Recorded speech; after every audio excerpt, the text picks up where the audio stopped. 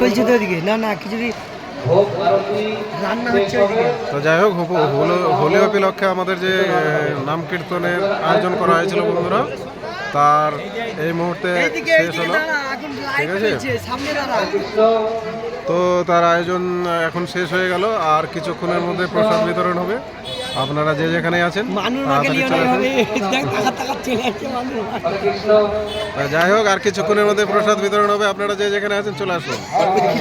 প্রচুর মানুষ খিচুড়ি এখান থেকে দেখানো যাবে। ওই মন্দিরে তার প্রসাদ খেতে আসুক। আগে নিবন্ধন করতে হবে তো, আগে তো করেছি,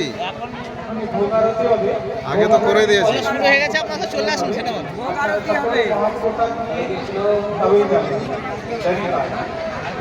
লাইন ধরে বসে খাবার লেগে